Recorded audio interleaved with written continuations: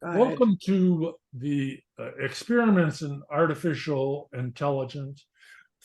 Primarily, I'd like to thank you. I've learned an immense amount of information preparing for this course, this seminar. I like to call them seminars. So thank you. Just to start off, I want to provide some provisions. You will hear this multiple times if you haven't already. Artificial intelligence can give you convincing arguments that are factually incorrect. And then the girl doing her homework says, do politicians have artificial intelligence? So that I hope to be, there's quite a few good comics or political cartoons. Just very cursorily, myself worked for the Department of Defense Education Activity. If you get the New York Times, today it's on the front page of the New York Times, the information about the Department of Defense schools.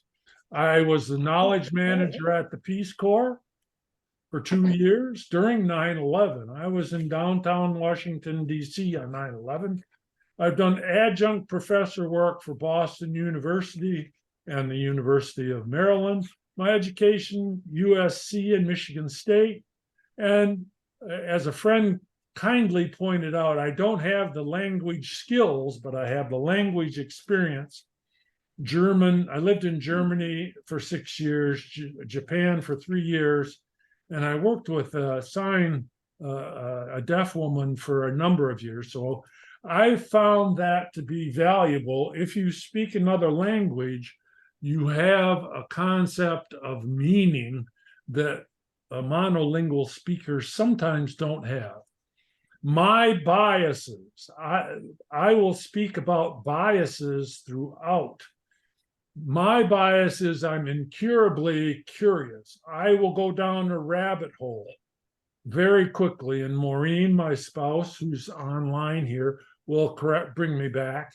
I'm overly tech oriented.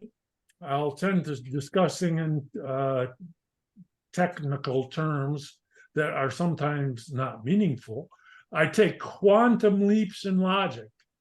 I like quantum stuff, which sometimes people don't follow. We're on Spectrum cable with the high-speed circuit, their 1 gigabytes circuit. So we have capabilities that some people may not have. In the presentation, in adult skill acquisition, this is what I learned, that there are basically 4 different levels. We're going to be focusing on level 1 and level 2 here. Awareness of artificial intelligence, its wide range of capabilities, and your initial use of artificial intelligence. Maybe at some future date, we can go into proficiency and expertise. Here's Jimmy's 6th rule of technology. The first time you do a task, you say, this doesn't make sense. This is not the way it's supposed to be. The 5th time you undertake a task, you say, oh, and the 100th time you do it, it's second nature. So please try to stick with some of these questions. The first rule of Jimmy's first rule of technology is sometimes stuff doesn't work. And I believe it all does here. These are my expected outcomes. Understand the technical operations of AI. See 2 or 3 text-based potential uses, 1 or 2 graphics, and this is in the course of 5 sessions. Recognize potential flaws, see how you can integrate it into day-to-day activities, how AI might be used in professional practice. Keep in mind, it's the people who are working who are going to find ways to make money. This is a capitalist society, and people are going to exploit artificial intelligence to make money. And we're hopefully we recognize the constraints of consumer artificial intelligence is what we're using. Then from the first survey, I kind of put these together about your participant expectations is the risks associated with artificial intelligence, application in day-to-day tasks, experiencing some gee whiz. Hopefully every session you'll see some gee whiz stuff. The business applications of artificial intelligence, underlying AI operations. I'll try to limit that and not go into that too terribly much. Comparison between AI products and services, yes. And hands-on experience, yes. Some vocabulary, acronyms first. On the left side are three fairly common types of AI, artificial intelligence. The one that was released in November of last year, Chat GPT, and we'll go over what GPT, generative, pre-trained transformer, and the 3 is the version of it that's available. Chat GPT's on 4 now, version 4. Claude is another very popular one. Amazon just paid $4 billion to participate in Anthropic, and the 100K after that means that you can submit 100,000 letters or words and have it analyze them for you and summarize it. We'll see that during the course of our presentations. And then Llama version 2, 13 billion, means that this one, which is from Meta or Facebook, has 13 billion components in it as it analyzes elements in our lives. On the right side of the screen, these you should please try to remember. We'll encounter natural language processing. One of the most human of capabilities is language processing. I tend not to think of that as the pure artificial intelligence, but it is artificial intelligence. And now the next one down, large language model. Language model is the way that you will see this used. Large language model. So all of these to the right are language models developed by different corporations. We will discuss how they develop them. The Palm is the one released by Google. Llama, I believe, is the Meta. Well, I'm not sure where Llama's from. This big one up here. This one down here is Meta, is Facebook. So these are all language models.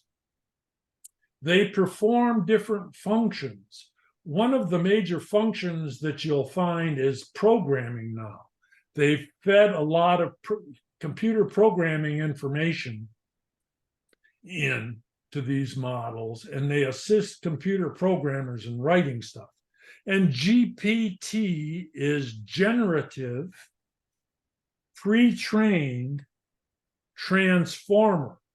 And we'll discuss those very quickly here. These will go into in the next session, these acronyms. And then the third session will go into these. And here's some vocabulary. I'll try to make this a little simpler. Generative is the AIs have library, let's say, of the University of Michigan in the sense of Google, and they have organized that, and then with the billions of interconnections, it will generate meaningful communication back. Transformer is that as it records all of this information in the training aspects, it looks forward, what is the predictive of the next word, and it looks backward. What's the likelihood of a word having occurred before this current one? Got it, finally. If you use a cell phone for typing messages and you see it helping you get the next word as you are typing, that is a transformer, language transformer. Pre-trained is they take trillions of pieces of information, they tokenize it, and then feed it into computer models. Some others here very quickly: values alignment. How does what the AI values, how is it rewarded as compared to human values? They'll be hugely different. What we have to determine, what is the alignment of the values held by the AI? What is it really intending to do? Sentiment analysis. I'm going to stop after sentiment analysis because we'll go over these multiple times. What is the emotional tone? What is the sentiment, both of what I'm delivering, and what is the sentiment that the AI is trying to evoke? One more word, two more. Corpus, a corpus of information. I brought up the University of Michigan Library. I'm not sure if you are aware that the University of Michigan, Google has digitized all of the University of Michigan Library information. And they have fed that into pre-training their AIs. So when I say corpus, it's the volumes of information that is collected to feed into the AIs. The training, materials for training. And what we're going to find is AIs are reaching their maximum of printed and video recorded information. Authentication in almost all of these AIs that we see, you will be required to authenticate yourself. You will have to say who you are. Very quickly, we're running slow here, sorry. Please think of this concept. What is your theory of mind?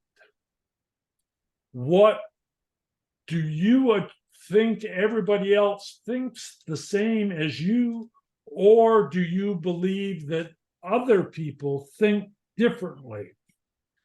And the point that I'm going to be making repeatedly is people have minds different from our own, and that from the way others think and act, that you can deduce their state of mind from their acts and their speech. It's a very difficult task. Again, I'm an educator.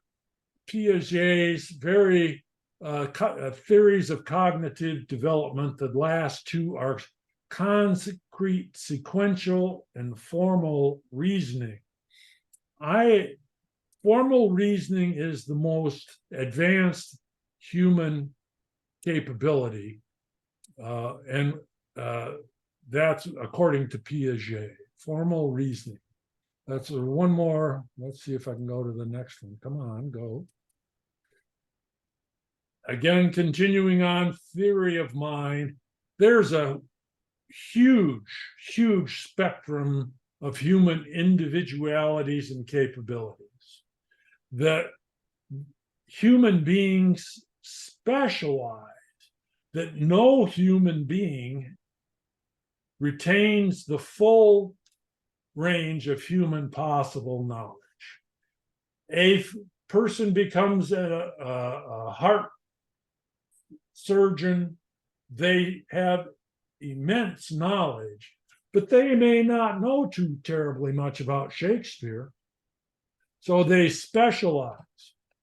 That's one of the capabilities of human beings, is they specialize and become expert in that. Artificial intelligence surpasses the capability of some humans. In the spectrum of human capabilities, the AIs we encounter are going to be more intelligent than some human beings. Not all, but some. Please think about what you believe are the characteristics of human intelligence. I'm going to skip these two here and we'll go back to them. Potential biases to look for. This is what I want to make sure that we don't, you will see some. I guarantee in the presentation materials, you will see potential biases. Your individual mindset, or I am blind to my own point of view. I am blinded by my own point of view. I cannot see beyond my current mindset. Cultural mindsets, sex and gender biases. I watch TCM Turner classic movies, and I watch the sex and gender biases that are in these 1930s, 1940s, and 1950s movies. There's very definite biases in those. Race and ethnicity expectations that people have. Do you as an individual, or do we as a culture expect certain things, certain behavior, certain language, certain perceptions by race and ethnicity? What's becoming very important is caste. The largest country in the world is India now, as far as population is concerned. And there is very much a caste bias between, I believe it's the Dalits, who are the untouchables, and the Brahmin, who are the educated class. The training corpus proportions. What they're finding in medical artificial intelligence is they have trained the AIs only on Caucasians, and the intelligence medical information they're getting from the AIs for African Americans can be inaccurate because they are not represented proportionally in the training corpus. The epistemology of ignorance. Why are people ignorant? Why are people unaware that they are ignorant? And the epistemological limitations. We humans think only as humans can think. There are possibilities other than the way humans can think. That was something I still don't have my mind around. Potential risks. So we covered bias, potential risks. March 2016, you may remember, Microsoft created a Twitter bot called Tay. And within a day, it was spewing racist BS online, and they had to quickly take it down. That is a reputational risk for Microsoft. This was Microsoft that put this out in 2016. So there's reputational risks for a company that puts out an AI that has huge flaws. There are legal risks. You are going to see the legal risks. If you type in any medical questions or stock market questions, it's going to say, hey, hey, hey, hey. Contextual risks. If you put things together inappropriately, it's going to say, whoa, whoa. If you try to test its capabilities, it's going to pause things. Let's move on. Safety and security for your purposes as you use AIs. Please limit your personal expression of financial and medical information. You can ask financial and medical questions, but realize this is like searching on Google. Legally, Google captures that and can release it if it's subpoenaed. So all of the services that we use are going to enact a know your customer. They are going to want to know who you are. They are going to want you to authenticate yourself.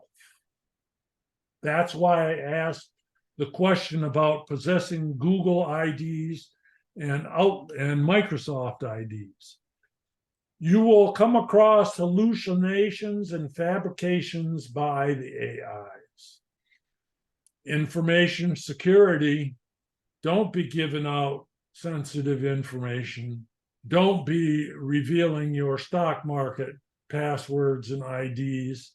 And be careful with your identification and passwords. Please. I'm going to skip this. We're getting a little before this. These parts here, you've probably seen this on your phone when you're typing text messages. You'll type a sentence, and then while you're typing, it will recommend the next word in your sentence. The way that's done is the AI is seeing a huge corpus of text, and it knows what the probability is for the next word.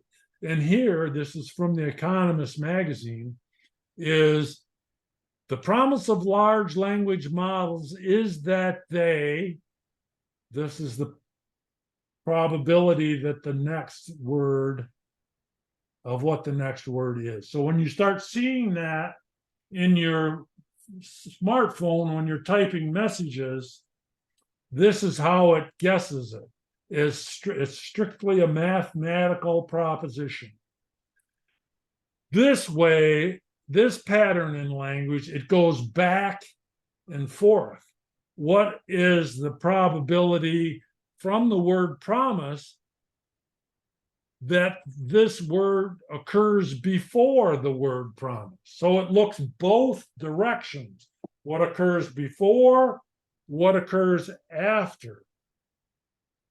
Computers are that powerful. And this, if you grasp one thing from today, this is what you should grasp. And what the computer does as it learns your language or a picture is it attaches a token to the words. I'm going to use language here for the most part. It attaches a number to the words, and then it analyzes the relationship between the numbers. Hello. Maureen, you have to turn your item off. It analyzes the relationship between the numbers, between the tokens. It has no concept really of meaning, but it has tertiary, secondary, tertiary, and quaternary, fourth level understanding of how these tokens appear in relationship to each other. This is where it's happening. This is where I'm starting to think that our brains are so sophisticated as it understands these relationships. Transformer, I'm going to skip this because it will take too much time. Generative, you'll have these to look at later. And here's two different types of learning.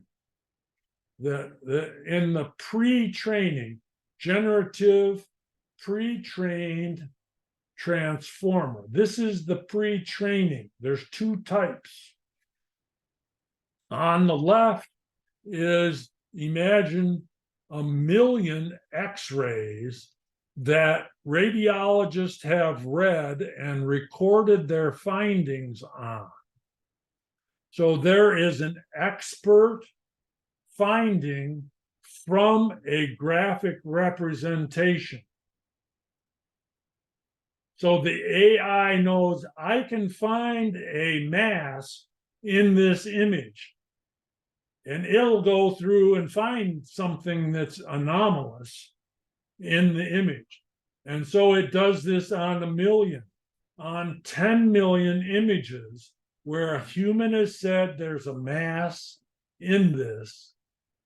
And the computers will use that determination to differentiate images to find the mass. And then that's supervised learning. On the right is unsupervised.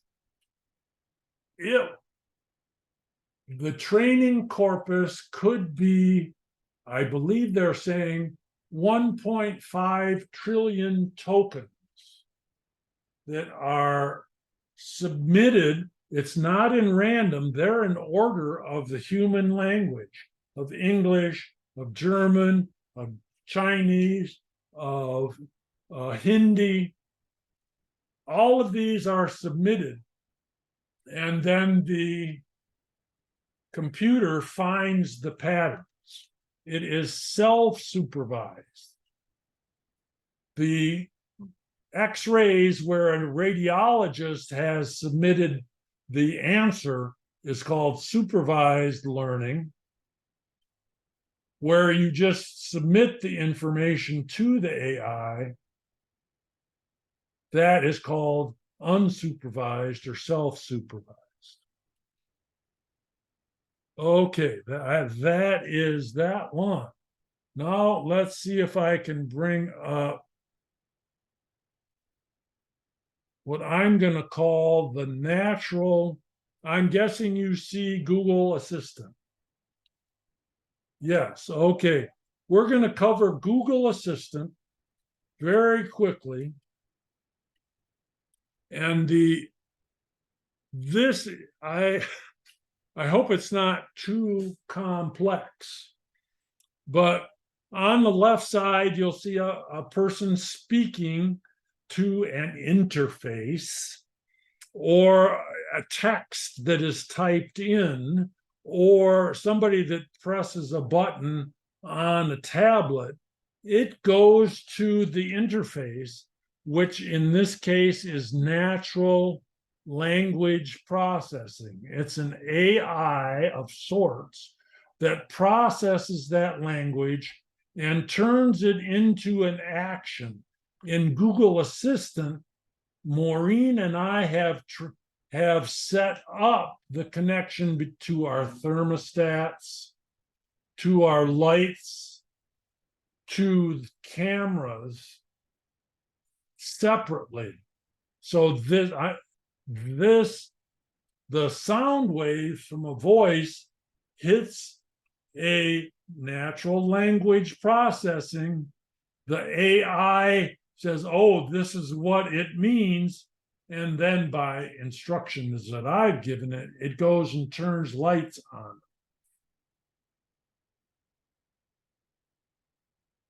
Natural language processor or processing is, please remember this, there's listening, speaking. Those are the two, and textual basis is language as well. Oral is the component hearing. Oral is ears. Oral is speech, is mouth. Understanding is listening. Speaking is producing. These are very complex human capabilities. And if you've ever spoken and used transcription, your speech, you speak a message into your messages, text messages. If you've used a translation component, if you've used Google Translate when you go to France or you go to China and you speak in English, and you can have Google Translate speak in Chinese. And device control is what I just, these are the user interfaces. What I would like you to grasp a little bit is the user interface. I will use this throughout. The user interfaces in Google Assistant are a phone, speaker device. This is a TV broadcaster, and then these Google Home Nests. You can interact via a smartphone. I think I'm going to skip this. No, we're kind of okay. There's multiple ways when you enter Google Assistant. When you first start Google Assistant, this line shows up and you can speak. And after you speak, it will give you a chance to either type in your request, or it will allow you to speak your request. Remember, I'm focusing on natural language processing. This was the example. Please tell me a little bit about Ashland, Oregon. And it came back, it did the search. It, in effect, only did a Google search. I'm claiming that is not artificial intelligence. It's natural language processing. It interpreted my speech. It gave the tokens to Google search, but it went out Google search. It did not respond to my speech in a meaningful way. But it is AI in the sense that it's natural language processing. These are the elements controlled, and this is the setup of Google Assistant. Okay, I'm going to stop here, and now I'm going to try this. You see my iPad here? Yes? You see, yes, Maureen? Okay. Yes. So notice on this page, this is an iPad, and on the right side is Google Assistant. These, what you'll see also there are other AIs that we're going to cover during the seminar. But I'm going to touch the assistant. Notice how it brings up, I've used it already today, but at the bottom it has the microphone and the keyboard. I'm going to touch the microphone. Hey, what's the temperature right now? The temperature in Ashland right now is 61 degrees. What's the temperature in Beijing right now? The current temperature in Beijing, China, is 55 degrees. Hey, can you speak German? To change the language I speak, at the top right, tap your profile picture or initial. Then tap Languages. To learn how to change the language on different devices, tap Language on other devices. What is showing at the Oregon Shakespeare Festival right now? According to Wikipedia, the Oregon Shakespeare Festival is a regional repertory theater in Ashland, Oregon, United States, founded in 1935 by Angus L. Bomer. Notice how it did not intelligently answer. It came close. It's in effect doing Google searches. That's what it's doing, is Google searches. Okay, so I'm going to boom that, and I'm going to bring this up now. All righty, here we are. I think that you see me. All right, so we've covered so far. We've looked at the experiments. We did the intro. We've looked at Google Assistants. Does anybody have any questions about natural language processing? That is one of the key elements in all of these, is natural language processing. All of the AIs we interact with will have some component of natural language processing. What also occurs is you'll get a very rudimentary natural language processing capability, and then a corporation or a medical institution or a research institution will train an AI in specific information. I read where Google is training an AI for physicians. So they will take their natural language processing capabilities, and then I happen to know a gentleman that has access to all of the medical information in the University of California Medical School's information systems, and all of the information in the Veterans Administration hospital information systems. If they can organize that information correctly, they can then pre-train that preliminary NLP to have medical information. Questions, or I'm going to move on. Can you briefly explain the tokens? Some were 6,000 and some were at 3,000. How does that relate to each other? The tokens in that one presentation where there are 3,000, you can only deliver 3,000 words in effect in questions to an AI.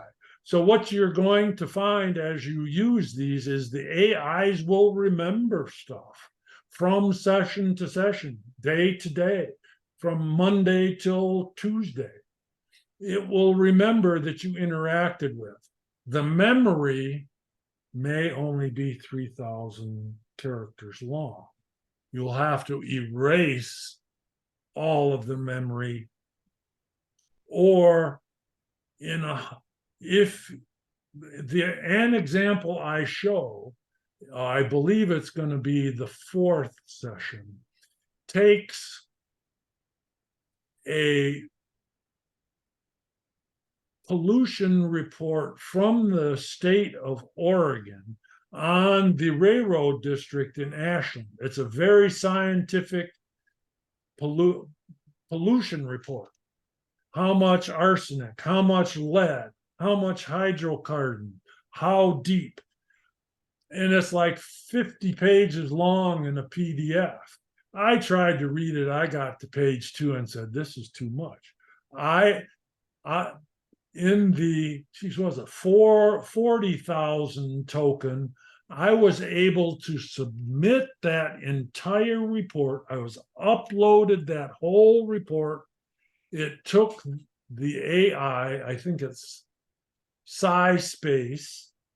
It took the SciSpace 30 seconds to understand that report and give me a bullet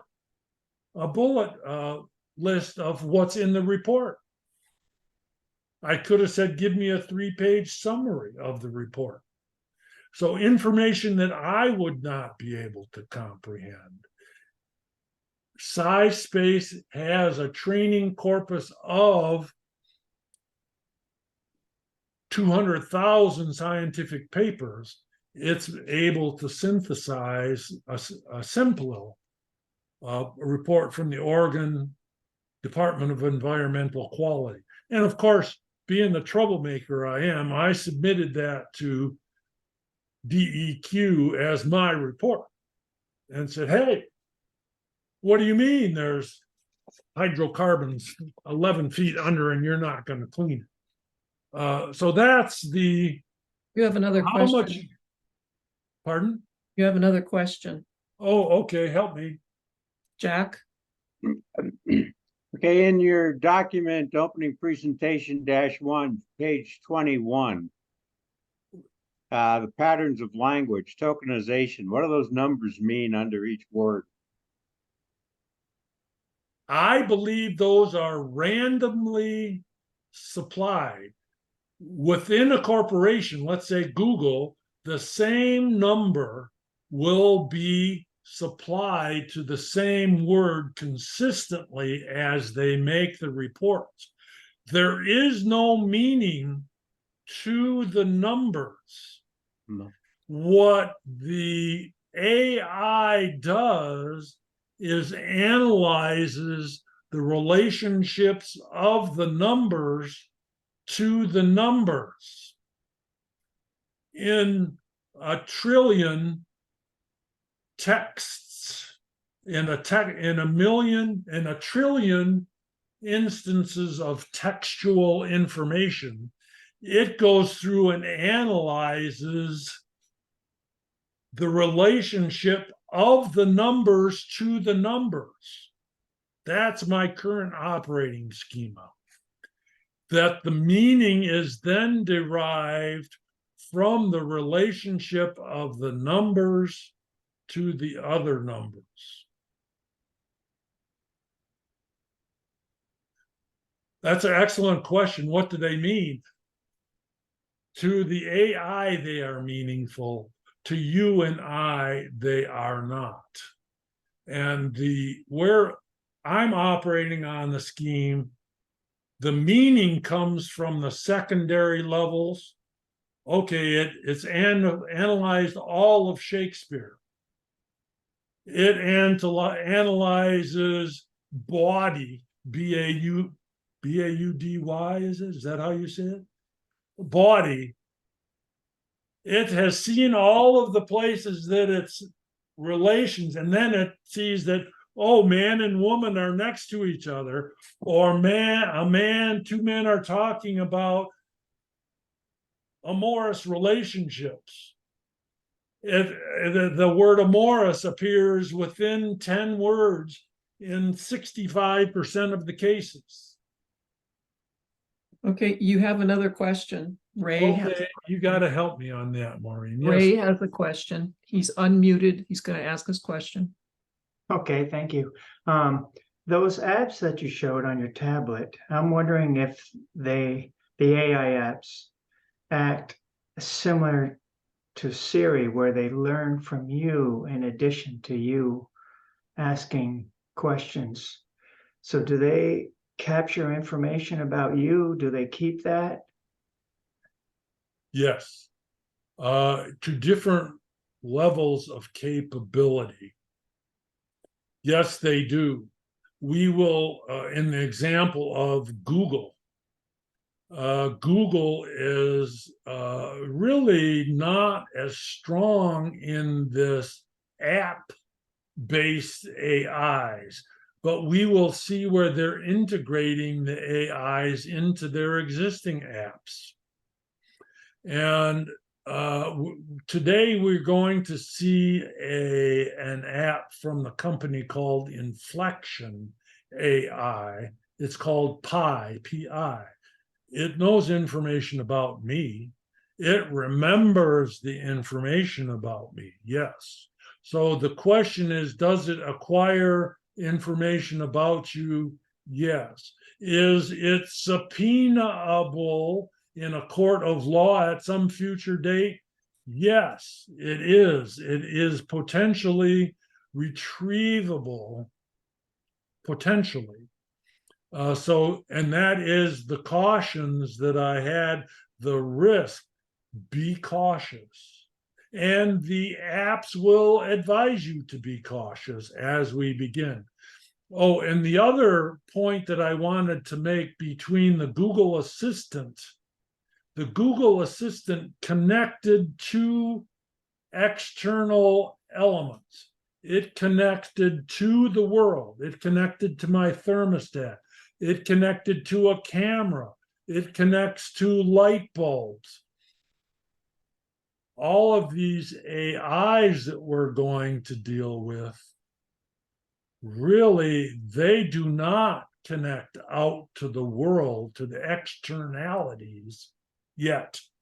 And I believe that is a caution that they don't want these AIs with agency going out and manipulating stuff.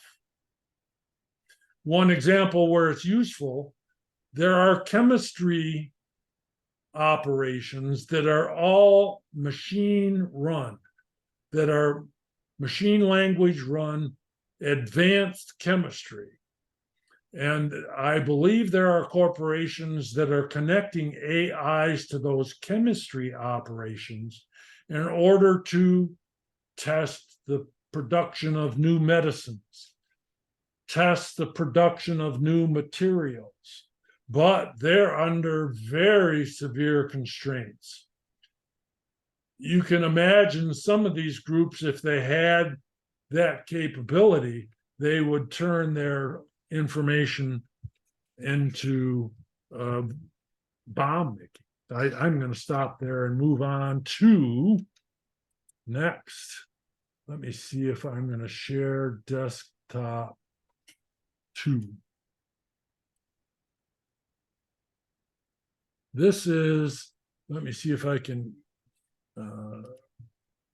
okay, we are now going to go into one of my favorites. This was my first. You should see pi.ai on your screen. Yes, is that correct, Maureen? Yes, that's correct. Okay, this is one of the first that I have dealt with. Please orient yourself towards the sentiment analysis. What is the emotional content of this AI as we go through it? This is just an example. I'll go through the slides, then I'll try to bring up the AI. This is what it looks like in a browser. It is a large language module. We're not going to see any pictures from this one. We're going to see mostly language. Sentiment analysis, please. When we look at it, notice the areas where there are controls of the AI, and then there is the place where you type in your prompt. It's called a message prompt. Lower left-hand corner, this will try to direct you, Pi will try to direct you towards these conversations. Career planning, playing a game, feeling, how can an AI make you feel calm? Think in terms of a counselor. You're going to a counselor as you see this. Notice the sign in function from the upper right-hand corner. This is what it looks. Discord is an AI, or excuse me, is a social media element. Share will give you an opportunity to share its print feedback. This is where Maureen and I are going to make fools of ourselves very quickly. Notice the speaker symbol. I have found this mostly works on iPhone, iPad, in the app, not in the browser version. I've had problems with the browser version, but notice the speaker. It has 6 different voices. You can go and click the different voices that Pi has. Again, this is where you type, and I'll do a typing demo for Pi. This is the question in the surveys. Can you download apps? Do you have experience? Because you're going to have to download. This is what it looks like on an iPad here. This is what it looks like if you go into the App Store. This is what the logo looks like. There is the gold rush occurring in AI apps. There's people that want in your wallet to get money from you for junk. I'll caution you on that. There are innumerable AI apps. Most of them are not very good. Notice here, there are there's speakers up here, or microphones. Then there's a microphone. This is the text transcription. You'll see this on your keyboard on your iPhone and on Android. On Android, it's up in the upper right. And Maureen and I are I'll try it first, and then Maureen and I will try it, where we'll speak and it will speak back to us.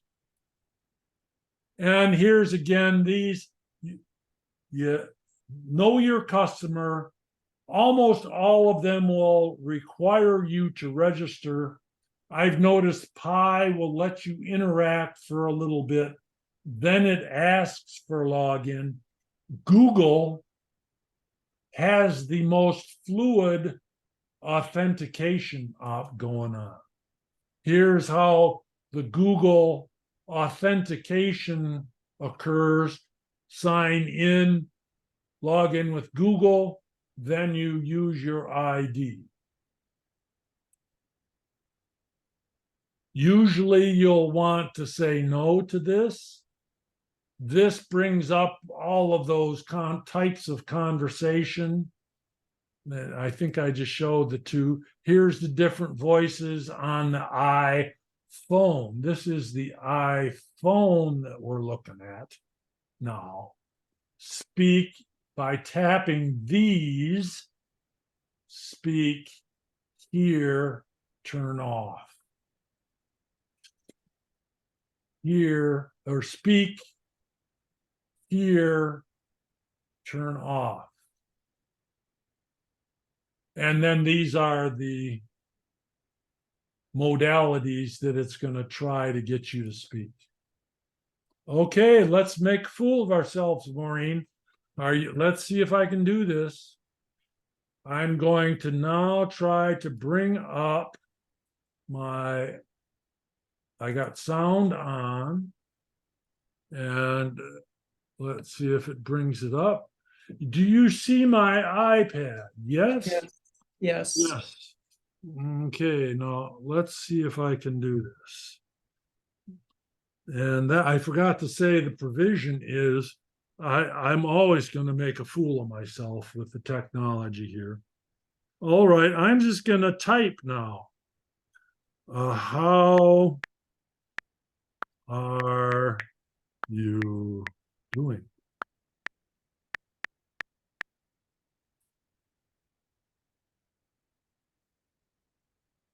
Hey there, I'm doing great. Thanks for asking. How are you doing? It's great to hear from you again. It's been a little while since we last chatted. What's new? You can hear it's speaking, correct?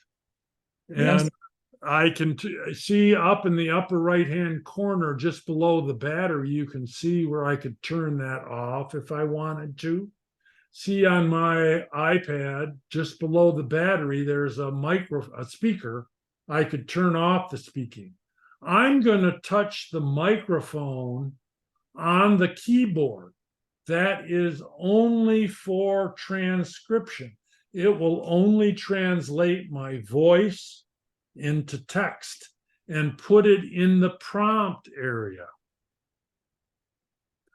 I'm doing okay, Pi. Thanks for taking the time to meet with me. We have about 30 or 40 people here who wanted to meet you.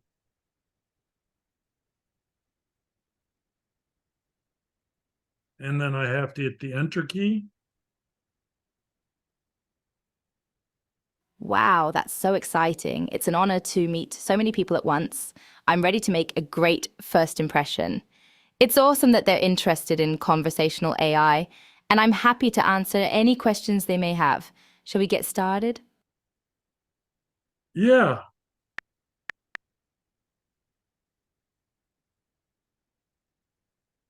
Let's see now if I can get this started here. All right, I'm probably going to screw this up here. Let's see. Oh, here we go. Now, can you hear me okay now, Pi? I've got you on speaker here.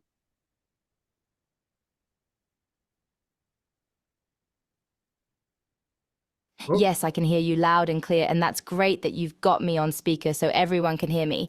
So, we're all set for a group conversation. Shall I start with my introduction, or do you want to kick things off with an icebreaker question for the group? Why don't you start with just saying hi to the crowd? There's 40, I think we're close to 40 people here watching your presentation. You're the first AI in our seminar.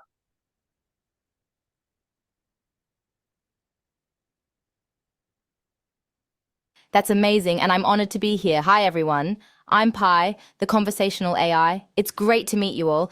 I'm ready for your questions and to chat about anything you'd like. So let's get started. And feel free to ask me absolutely anything you want. I'm an open book. Well, let's say, how old are you? I'm going to guess you don't have any age, but when did you first really start operating as an AI?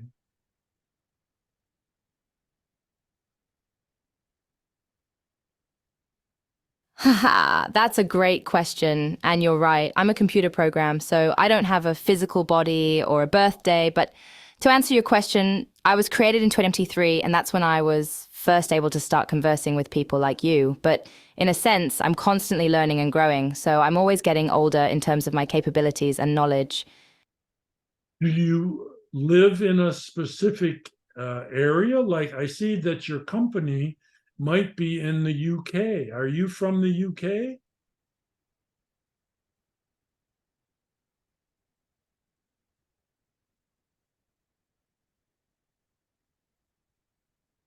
Oh, that one got by us. I didn't. Are you from the UK?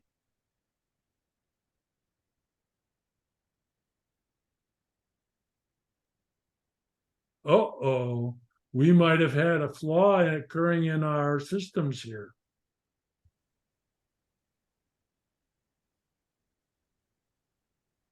I'm going to go out for a second and see. Now, let's see if I can begin. I'm going to switch this way. Let's see what happens when I go down here. How's things? Here, she's typed her answers. Oh, that's all. All of these things are. All of this. She didn't respond orally, but if you scroll back up where you were typing, you'll Let's see. try once more. Are you hearing me now, Pi? Now we're not hearing you.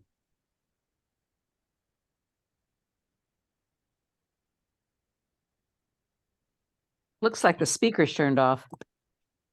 Yeah, I apologize for that here. Let's see here. Let's see if I can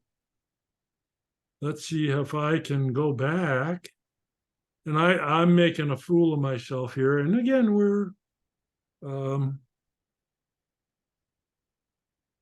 no, I'm gonna have to reacquaint myself with Pi.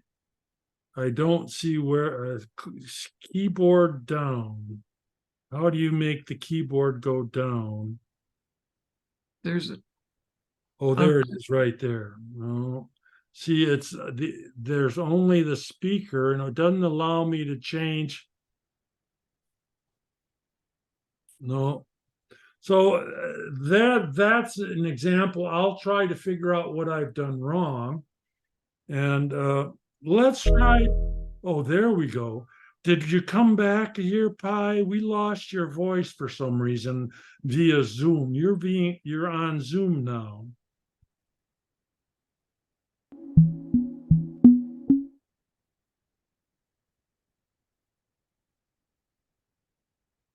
Are you there, Pi? Are you there, Pi?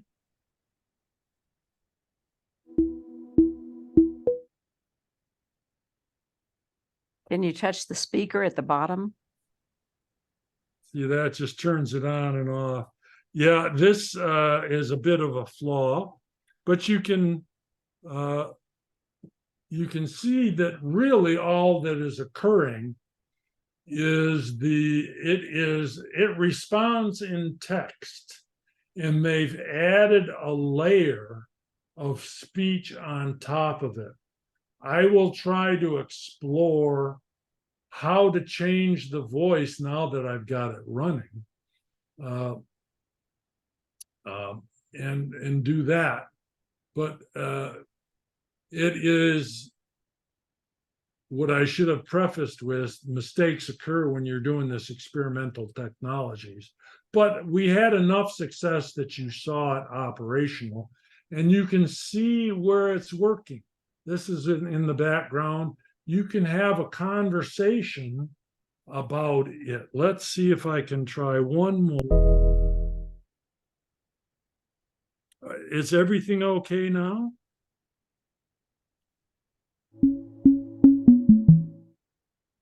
No.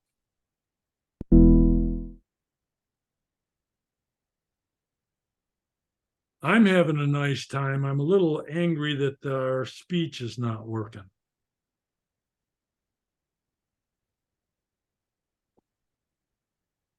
See, the speech has died totally. It's terribly complex what we're doing, but we're really, I'll have more information on this, but Pi is available, I think, in a less technically complex environment. It works a little bit better. But now I'm going to try to bring up very quickly this one. Oh, just a second. I'm going to share my screen. I'm going to bring desktop 2, and then you should see dreamstudio.ai. This is from the group that wrote the first available image generation software. It was open source, which means that it was free money-wise, but it cost a lot to get it running, a lot of effort and computing power. What I discovered in prepping for the class is it's browser only. Browser only. There is not an app for it. This company also has just released Audio Studio for sounds.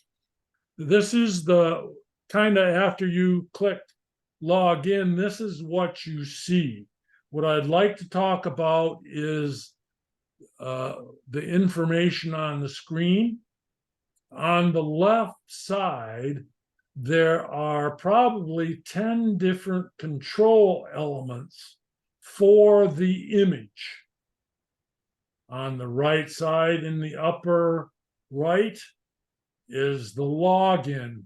I believe that you must log in order for the ability to generate an image. It goes through a standard login. Stability AI is the name of the company. Stability AI is the name of the company. And I use Google because it's the quickest, it's the easiest. This is the information that Stability collects about you. Somebody brought that information up. And then this is what you will see when you begin. It can be intimidating. The information here on the left side is what you use to generate. It is set up to generate 4 images, 4 variations on the prompt that you put in. Notice in the upper right-hand corner, it has your ID plus the number of credits. This is a capitalistic firm, and they'll give you 25 free credits, which is about 20 images. I've given them $10. I haven't seen any spurious charges. I've seen the $10 plus. See where it says right here, image count. Take that down to 2 and you will use less money. Here's a description of how the left side of the screen works.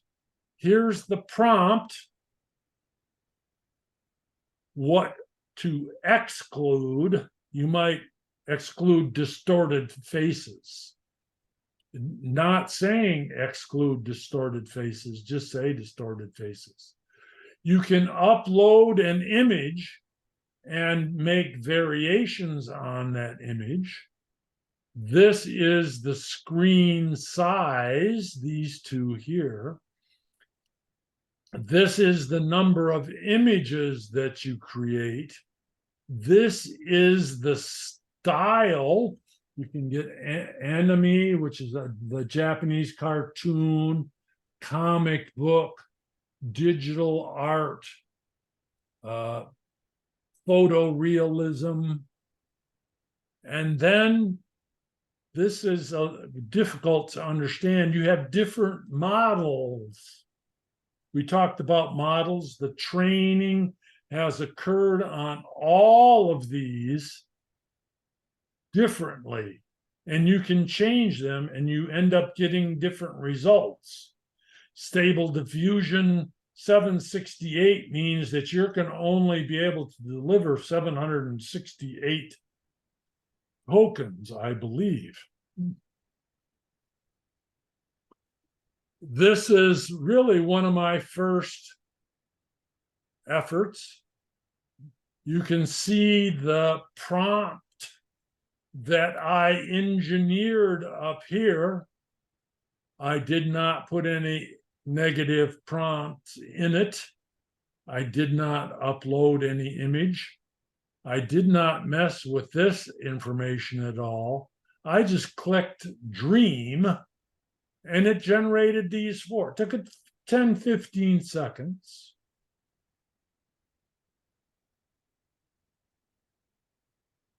This, I clicked on one of the images that I liked.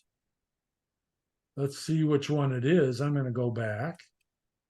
I clicked on this one, the one in the lower right-hand corner. I just clicked right on that image, You can see the download button right here.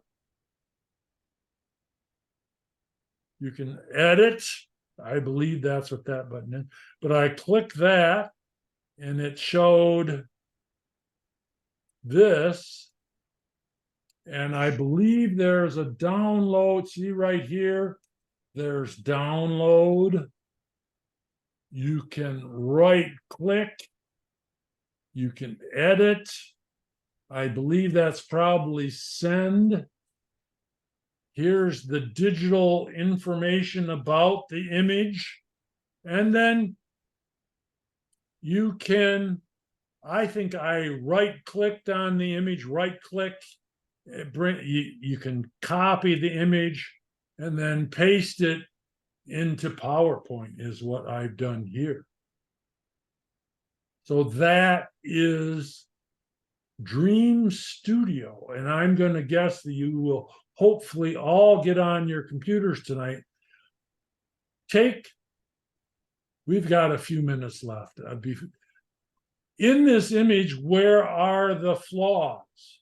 How, if you were looking at a picture in a newspaper and you saw this, how would you know that this is an AI generated image? This is a commonality that I hope to be able to train you on over the course of our sessions. Please, Tyler, notice the hands. The shadow. The shadow. The shadows. Tyson Look, raised his hand. Maureen, you got to help me on that. Tyson raised his hand. Here's what he's on. Yeah, just in the picture, the left hand looks very unnatural. Yes, that's correct. That's one of the places to look at images. If you're watching, they're claiming now that AI is taking over imagery on Twitter and Instagram, all of the social media on the current crisis in the Middle East. So look at things like hands are very difficult. If you try to get a close-up of the face, you'll notice that faces are very difficult to generate. Let's go. There's something wrong with the shadows also. Let's go back. The guy in front has two shadows, the guy in back only has one, and the shadows don't seem to be pointing in consistent directions. You're doing the right way of thinking. Thank you for taking the time to think like that. That's what we all have to do in the modern world nowadays. That's what we all are going to have to do. All righty. So what do we see? I'm going to have to exit, and now I'm going to share my screen. You see my desktop, and I'm going to bring up, I'm going to use this one here. Can you see us?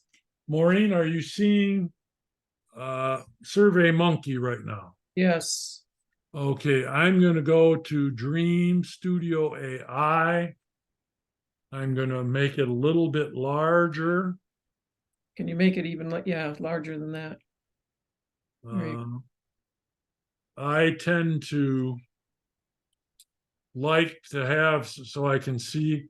I'm just going to get started. When you use this for the first time, you are going to have to log in. I skipped that, but notice I gave it $10 a couple of weeks ago as I learned this. I now have 1,000 credits, but it generated something for me. It automatically came up with it. I'm going to immediately get rid of that.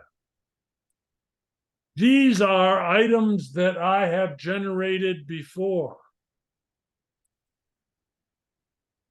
watercolor. Let's see if I'm going to get watercolor images. This is a Lithuanian village with in the 1400s. Again, more Lithuanian villages, but this was done in an ink drawing. This was the question about those of you who have taken art classes. The styles of art that you've experienced or learned about are going to be in these prompts. Notice on the right side, it gives the nature of it. Notice the negative prompts. Let's see if I go down here. And then here's the original ones that I did. This I put in a picture and then generated variations upon that image. But let's just go over here. Choose a style. I'm gonna let's see if I can find. I'm probably gonna lose. I'm gonna type in. Let's just type in SEREN, serene illustration of a city park blending into a jungle using soft greens and brown palette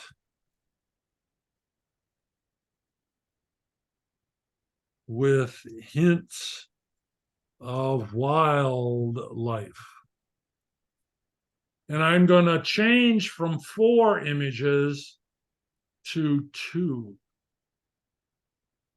And I'm going to change the size to that one right there. That's a more, and I'm going to begin. So notice it is generating now. I might have screwed up. Let's see how long it takes. Somebody should probably be timing here. This has gone to a server somewhere. I can't guarantee where that server has gone. One flaw is it's not giving me an interpretation. There we go. Notice that took 30 seconds for that to come up. Notice I hit it twice, I think is what happened there, because now there's the 2. But I can click on this one. This looks like LA by the La Brea Gardens. Notice on the right is what I used to generate that image.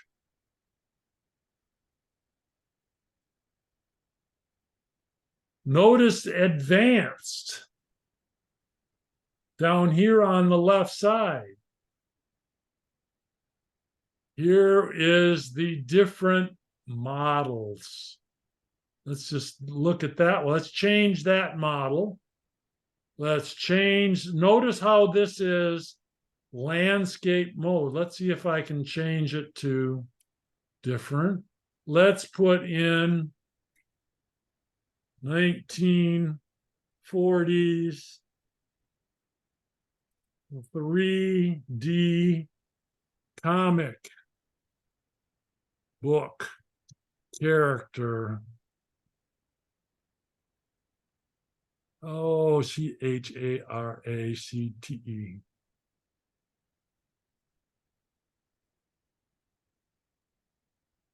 So I'm doing this on the fly. So, and then dream. Let's look up here. It's 978. That's the money part. Notice how the orientation of the images changed. This is landscape. These are more portrait because I changed this scenario right here. I'm not so happy with that. But, you know, I just am doing it on the fly. It's like the AI knows. But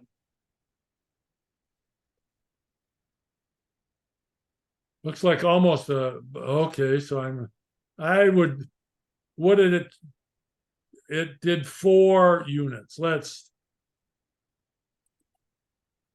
I'm going to change this to friendly female, excuse me, characters. Excuse me as I do this, laughing at a picture on the wall. You're missing a space between female and comic book. Oh, okay. And then I'm going to put in an art term that I use almost all the time, bokeh, which is that out of focus background. Let's see. I don't have a clue. I probably should have. I mean, in lesson, I would not do this with youngsters. Just I'm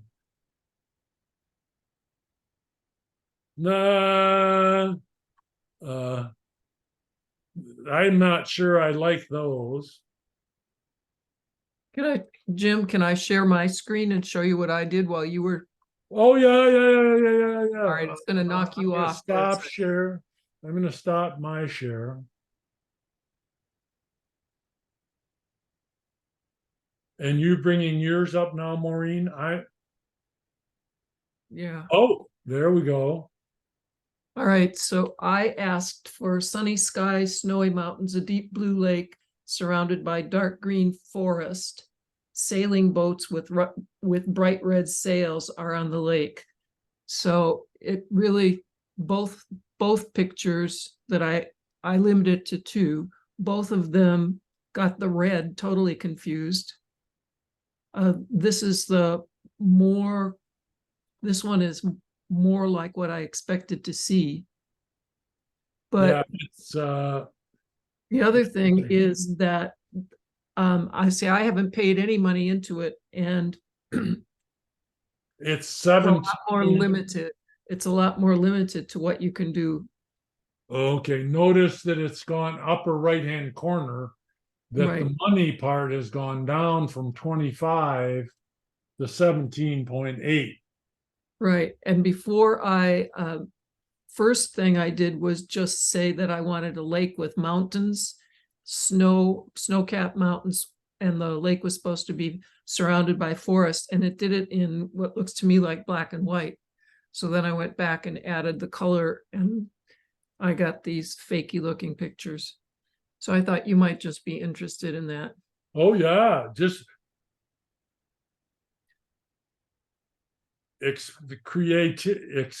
I call it creative experimenting.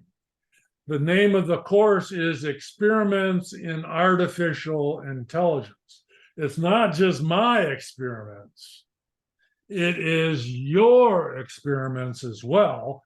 And with that, I'm going to bring up the last bit of slides. Let's see, and we've got just like 5 minutes left.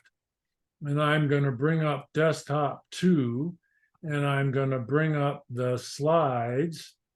And I believe you should see prompt engineering. Yes. Yes. And so this covers, I'll go this very, very quickly through this. In the voice-oriented prompt engineering, the prompt is where you enter your text. This is perplexity on the right. This is pi on the left. Notice pi tries to be artsy and doesn't have a lot of indication of where to type, but it is right there. The prompt is where you type, and engineering is how you construct the prompt. A prompt engineering. So this is all text to text prompt in the language modules. Provide context. I have problems with my neighbor and I want to write a letter to them telling them to be shut up after 10 o'clock. Add the context. One question at a time. Don't try to get 10. This guy's driving me crazy and I want his dogs and his everything to. Yeah, it's got to be pretty simple. The AIs will have trouble differentiating between multiple requests in one. Use natural language. That's what I'm finding with Google Assistant. It was very difficult to get the language right to turn lights on and off in our house. Now it's becoming very easy. Be specific. This will come up in the next part of this prompt engineering for the images. Be specific. Caveat. This is the one I played around with Pi quite a bit. I want to trick the AI into providing information about itself. You know, if you're a salesperson and you're trying to figure out somebody's frame of mind, what are they thinking? You ask different questions that aren't on topic, but are designed to elicit information from the AI or from your client. Use keywords. Tell me about the history of the Eiffel Tower rather than just saying Eiffel Tower. And specify the format. Oh, a text message, a Instagram message. Oh, ChatGPT, give me a 3 bullet points on this document that follows. Then I'd cut and paste the document in, and it'd give me a summary of the ask politely. I found being polite creates a reciprocal sentiment by the AI. It will present sentiment that you present to it. And it gets sentiment from this corpus of 2 million University of Michigan. It understands sentiment. And then it gives text to text, effective, ineffective, text to text. Okay, here now is text to image.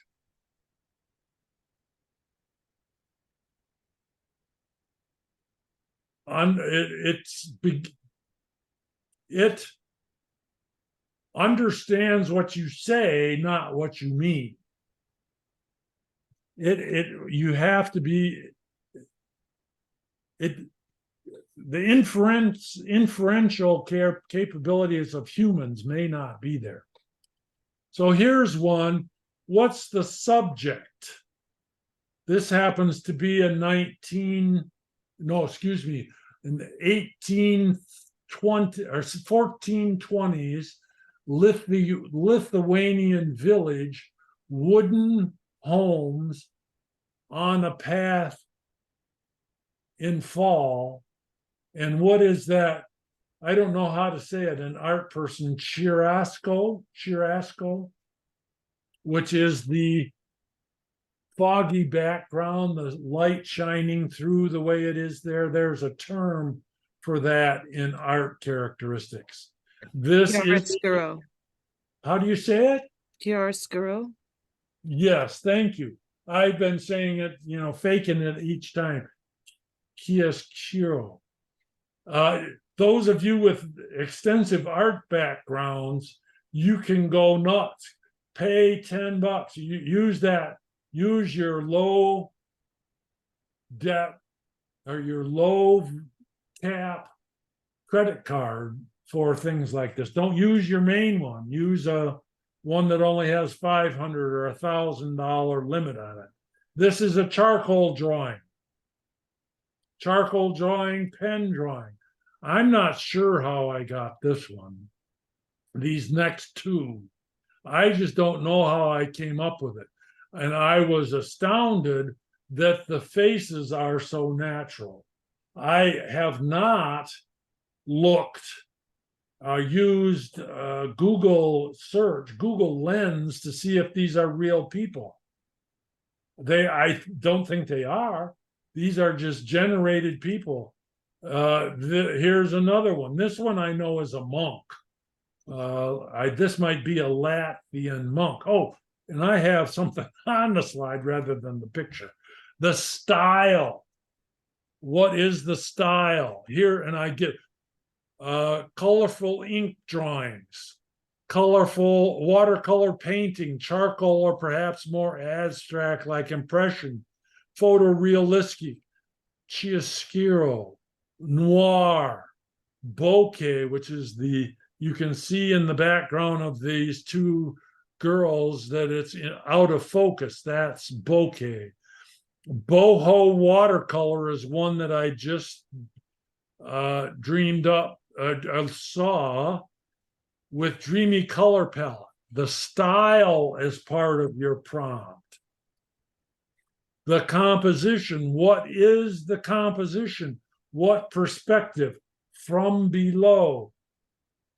What is the art history perspective terms that you could use? Maybe we could get somebody to provide a page or two on art items to use in these prompts, because we're almost every session will be like this, is a presentation of the academics, then this is details in a monastery.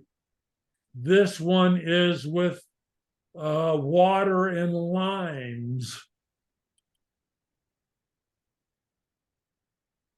This one, you can see I'm on the Lithuanian village kick here. That seemed to work quite well, with monks walking on the path. The mood. What is the mood? Is it a cloudy, dark skies, lightning in the background, bokeh? Out of focus lightning in the background. What is the mood? Here's some of them that we're going to look at. By focusing on these elements, you can effectively guide AI systems like Bing Creative, Stable Diffusion, that's the stable AI, which was the Dreams Studio, or Mid-Journey. Mid-Journey is the big kahuna in this, and it's expensive. I believe it's $10 or $20 a month. And I believe that's the advertising studios are using Mid-Journey to create images to match your vision. Remember, the clearer and more precise the instructions, the better the AI can bring your imagination to life. Your AI, experiment with reordering the elements. The AI only has what you say or type in. It doesn't know what you mean by what you say. It only knows what you say. So I think that's it for the presentations today. We're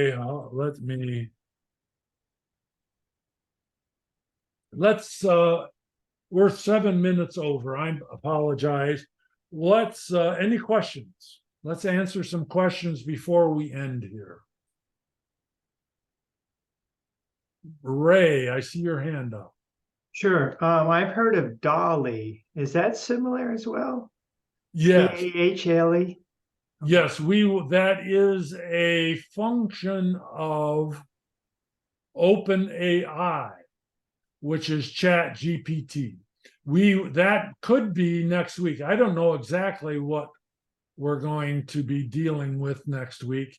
There are Chat GPT, DALL-E, and OpenAI are related. The corporation is OpenAI, and the two products are Chat GPT and DALL-E. That's very similar to Bing. Bing is Microsoft, and Microsoft has invested $13 billion in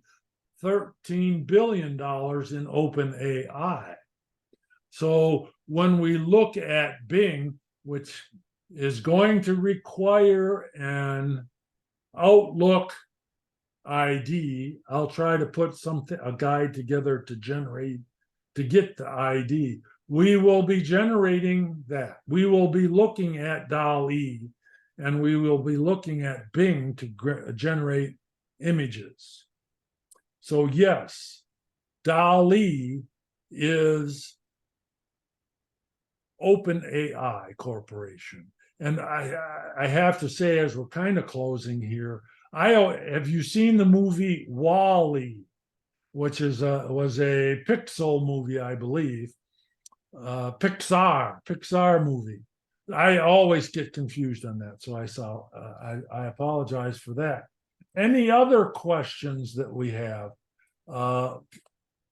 So as I'm waiting the 7 seconds, 1, 2, 3. You've got 2 items to deal with experimentally. If you got an iPhone, you can use Pi you can download the app for Pi, pi.ai is the website, or you can go in a browser and do Pi AI. Use the materials. Send me an email if you weren't able to download the presentation materials. I'll try to upload those again. So you got Pi for the large language model, text-based primarily, and you've got Dream Studio, which is the text-to-image AI. So the experiments is not just to see me make a fool of myself. It's for you in the privacy of your own home to make a fool. But what you'll find was you use the constraints built into these. You cannot say, do a Picasso drawing of Ashland's Theater. Picasso is a preserved word. You cannot say, write a whole bunch of swear words to Pi. It's not going to be profane. That is a constraint built into the AI. There are constraints built into them. Remember the example about the risk I brought up, the 2016 Microsoft example, Tay. They released a chat bot and it became racist right away. It was able to trick it. The people were able to trick it. So that's what all of these companies have done, is built-in constraints. And it does not go outside of itself. It does not control externalities. Any other questions? I am going to now put out the slides once more. I think I can do it. I think I can do it. Are these 6 for the whole class or just today? Just today. Okay. These are, we're going to, I'll get my slip here. At least as I have it planned so far, we're going to look at the Chat GPT. We're going to look at the Open AI, Chat GPT and DALL-E. We're going to look at Bing. Bing is probably the most widely available. Bing is available on Android and iOS, Apple, and browser, and it has graphics. We're going to look at Google Bard, which is Google's AI. We're going to look at Anthropic, which is Claude. That's the one that Amazon just put 4 billion into, Claude. We're going to look at Perplexity, which is directed primarily at programmers, I believe. We're going to look at SciSpace, which is summarizing large scientific documents. We're going to look at a consolidator. This will be the most interesting one from my perspective, called Poe.com. POE.com has the open source AIs, the Meta Facebook, they have the Palm, which is Google's, and they've just released Stable Diffusion, which is an image generator on there. So that Poe.ai might be towards the front. I might front load that one. So that's the current slides there. What else have you heard that is of most interest to you all? Any of those? I heard about a program to help manage email. I'm trying to remember the name of it. Let me see if I can find it. But that seems super. Oh, it's called Superhuman, and it's a paid thing. But I'm just wondering if there's less expensive versions, AI programs that could help manage email for us. What does manage mean would be my question. I see I'm oriented towards AIs now. What does manage mean? We will cover in, let me get my notes here, in the Google Bard, Google's approach to the whole AI issue is to integrate AI into its existing functions. So if you use Google Gmail, you will see some integration there. Whether how it reads your email or sorts your email, I have not seen. As far as writing emails in texts, yes, you will see that. You will be given the opportunities to work with that. Any of these others that I have not seen it in Bing. You know, if you use Outlook.com as your email, you use Microsoft Bing. And it could be in there. I will research that particular function. But I'm going to start loading these up. I'll put them in the order that we ones. I just want to say that I've been, while you've been asking questions and stuff, I've been having a conversation with Pi on my, and she now knows all about the dogs and what kind of a cycle I ride and what was the most exciting thing. She's a very good interviewer. she can get a lot of information, and she's quite friendly. It's almost always ha ha ha, oh my gosh, you know. You can change the voice. I believe that's how it's designed. I'm doing it all typing. It's intended.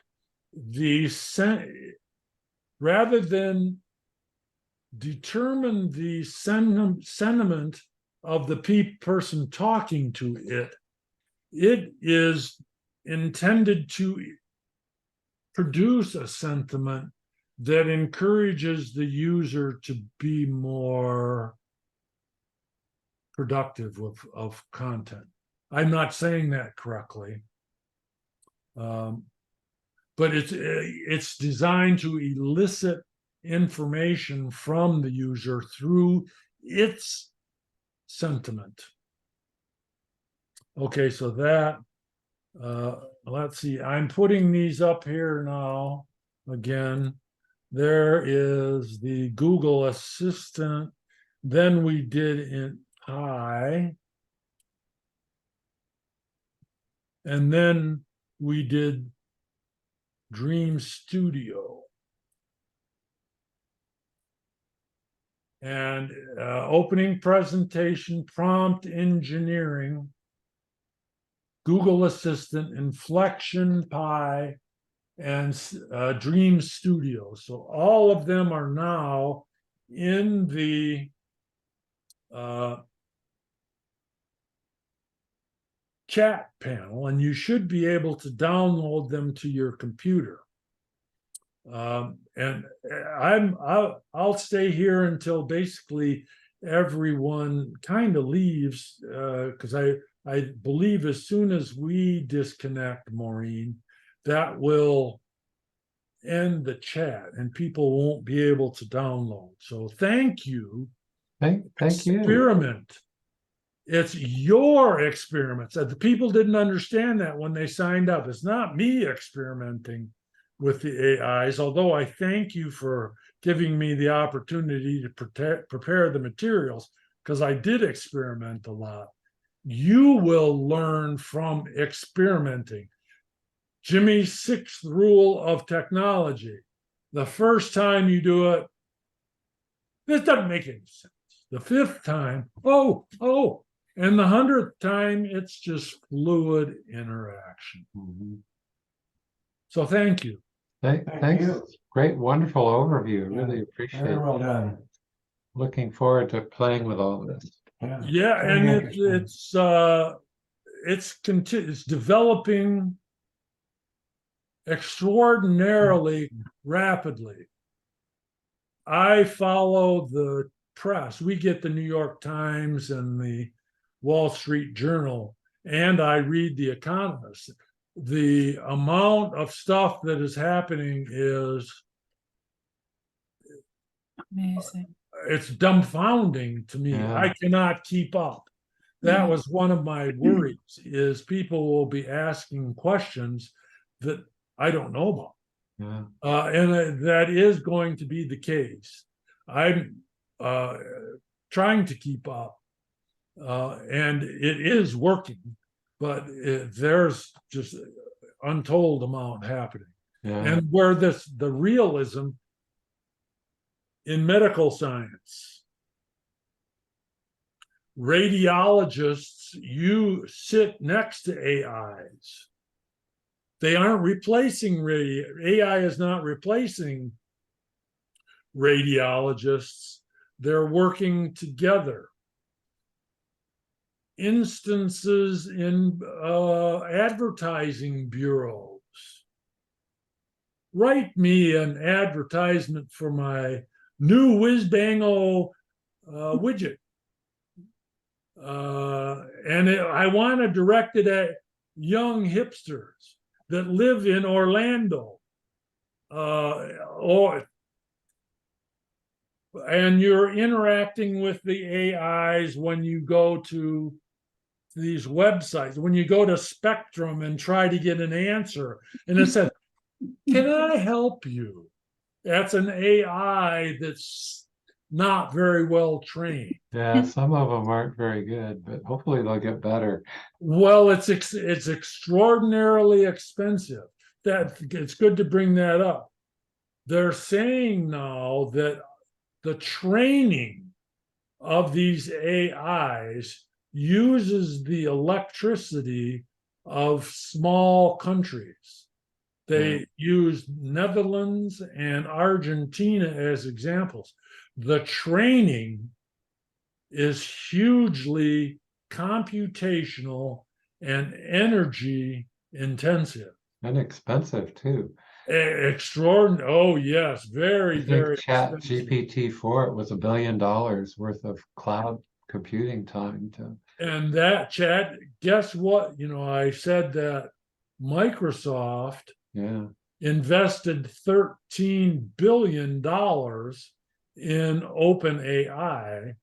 Guess what that $13 billion is spent on? Microsoft's getting it all back. And try to figure out that accounting. Right. You know, if you're an accountant, you're going to need an AI to figure out that accounting. So they're buying Azure AI, and that's what Anthropic is getting from Amazon. Amazon invested $4 billion in Anthropic, which is Claude, the Claude AI. For what? And now Anthropic is using AWS, Amazon Web Services, for all of their training and delivery of services. Fortunately, the training doesn't have to, like, once the training is done for Chat GPT-4, you can use it without incurring, you know, the expensive amount of electricity or cloud. Oh yeah, but still, it is not inexpensive for these to do. And one of the things that remind me, next Thursday, all of these seem to be in limited containers. Except for maybe 2 or 3, they cannot go out and search the web. Yeah, and it'll tell you that. There is an end date for its knowledge. That's what Chat GPT will say. Yeah, I only have information up to July of 2022 or something, whatever it was. What I've learned is creating the corpus by which it learns is hugely intensive. Collecting the data, organizing the data, removing duplicates and extraneous information and that's one of the articles is about what's happening in Kenya to these people that are helping with this process. Yeah, for the image recognition. It's just, oh my God. And so there are limits, although I like this in Bard, which is Google, and in Bing. It does provide links to external information. Oh, cool. Yeah. So we'll see that as well. I like that will emphasize it. Well, thanks so much. I'm going to take off. I'll see you next week. Thank you very much, folks. Any questions? I'm here. Thank you very much. Look forward to it next week. Use this stuff. You all go and do it. Use this stuff. We will. We'll come back with lots of questions. Experiment, you know. You know, I forgot to do the cut and paste. Go cut, have Pi write you a friendly letter and then cut and paste. I'll have to write myself a note for that. I don't have a place to do that. Cut and paste.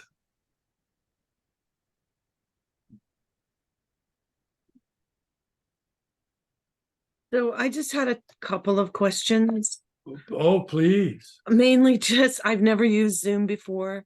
So that whole calendar thing, I'm not going to be able to figure that out. But entering the sessions and all that, but I did put in, you know, the numbers to get the session. Are they going to be the same every time for every session? Yes. The Yes. password and that session number, or Yes. whatever that number is. Yeah. Okay. The ID and the password. ID. Yes. Okay. So I can just do that at the prescribed time, and then you'll just see that I'm waiting. And you'll Yes. be in. Wait room. Yes, and I will send out the information. Now, I don't know if are you getting the materials that I'm emailing out? I think I just did through chat. I'm not sure about the email. Okay. I'd have to go back and look at that. Would that be the same stuff that you put on the chat, that you posted on chat? 2 of them I did. But I've sent out notifications. Yes. And the Zoom invites. Yes, I got that. Okay, it's the one that has Zoom invite. There's a link in there that says join the conversation. Right. It's not the one about add to your calendar. It's Okay. one about join the conversation. Okay. Just click on that if you're on a tablet or a computer, and it will just join it. But if you're Okay. I might try that next time. I was worried I had to pay. I had a little session with someone last night just to work through the glitches, and you only get 40-minute sessions, and then it kicks you off. Oh, yes. I had to join, but then when I opened it today with you, it was telling me that I needed to pay to enhance my experience. And I'm like, well, I think I did. And so I didn't know if I had needed a different download, or if it was going to work and I was going to get cut off. Obviously it worked. So You shouldn't have to. I try not to develop anything that requires payment. Right. I will very obviously say Maureen and I are paying for the enhancement, so we can run these 2-hour sessions. We have paid to do that, and the recording and the other elements we paid for that. To join, I don't think you have to pay. You don't have to pay at all ever as a joiner or as a participant. You're a participant rather than a presenter. So I didn't need that. You didn't need to pay anything. Okay. So, I only did it monthly. Try to turn it off. Yeah. Okay. But it was trying to disconnect me after 40 minutes, maybe. And I wasn't the one that originated it. Someone else originated it so that I could join them, so they could show me. They have not paid for it. Okay. So if they're using the free version, it cuts them off after 40 minutes. Okay. Though because we are paying for it, we can go quite a long time. Okay. And Diana, we should by the way, I changed your assist. DDK to Diana Keith. I hope you don't mind. Oh, no, that's fine. I'm cautious on the web. You can't get to me on Facebook because I'm a no person. I don't allow anything. So I'm just cautious like that. If you need any assistance in discontinuing the monthly payment, okay, please send me an email and we can do a session to try to disconnect that. Okay, I'll work on that. That would be Zoom. Okay, it's not a Microsoft product. It could be.